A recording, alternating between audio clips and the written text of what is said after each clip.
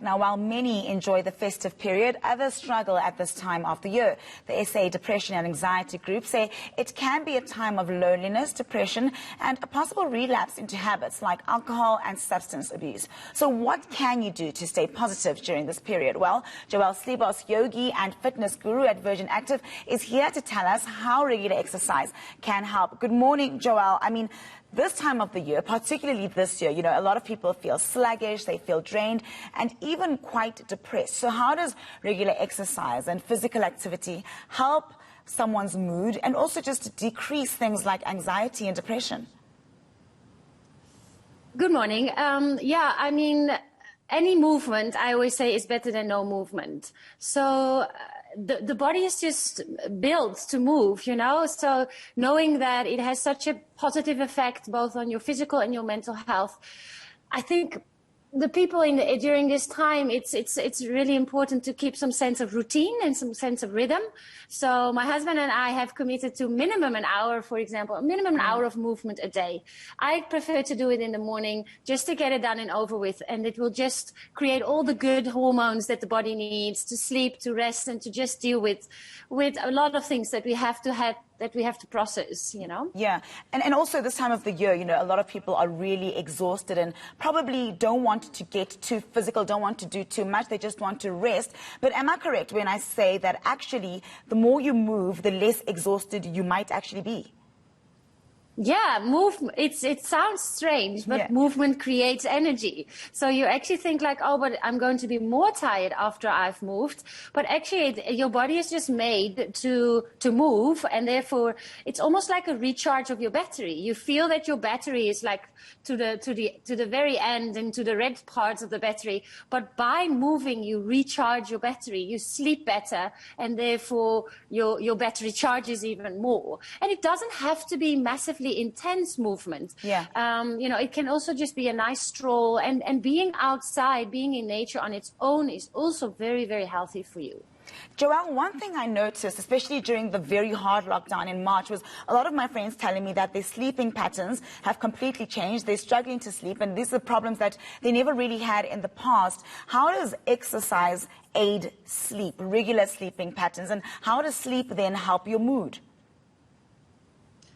Well, in the end, for me, it's a package. It's and sleep and eat and move. Yeah. But if we speak about sleep, so there's the duration of the sleep. So how long do you sleep? But then there's also the quality of your sleep. How deep do you sleep? Do you really rest during your sleep? And during that really rough lockdown, we had a lot of processing going on, which is on a very subtle level. We might feel okay, but we might be quite fearful, but we are not aware of it. But during your sleep, you're processing all of that, so maybe through your dreams or your nightmares, and also having more of a restless sleep. So by exercising, the duration, your battery is being recharged, but the duration of your sleep often increases. You just sleep for longer because your physical body just needs that rest. And also the quality of your sleep changes. You sleep deeper. And that's just because of the hormones being produced. And just moving. Yeah. Joelle, I have to say one of my big fears is going into 2021 still feeling really tired. So how important is that balance between proactive rest and physical activity to make sure that you do go into the next year feeling a little bit rejuvenated?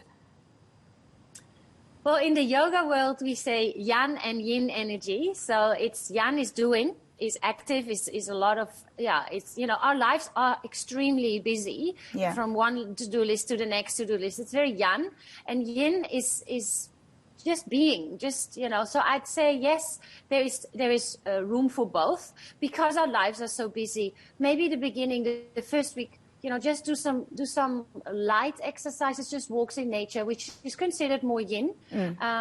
And then when you'll feel the difference, just by resting, and then you can kickstart that yang energy again, doing things you love, like running or hiking.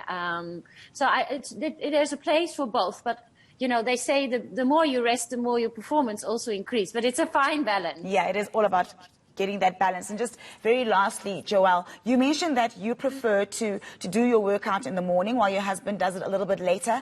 Does it really matter when you exercise?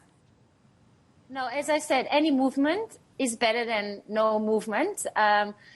I like to just keep that rhythm going. So if I know that if I do it in the morning, I'll set my alarm. I'll wake up at 6:30. I'm an early bird. That's why I'm here as well. You and me both. No problem for me. It just helps. It just helps me. Well, if I don't do it in the morning, specifically during the holidays, you'll end up reading in your bed. And by the time it's like 11, 12 o'clock and, oops. And then lunch starts. Well, if you just do it in the morning, it's done. And the nice thing is nowadays that you can also practice online. You can exercise online. The Virgin Active app is full of, if you can't go outside, just do a 15 minutes. Yeah. 15, also just in the morning when the body is a little bit stiff. I just like to, do that movement in the body, get my mindset right. And exercise really helps with that. So, yeah, it doesn't matter when you exercise. Yeah. But, yeah, for me, the morning works. All right. Thanks for the tips, Joelle. That was yogi and fitness guru, Joelle Slibos.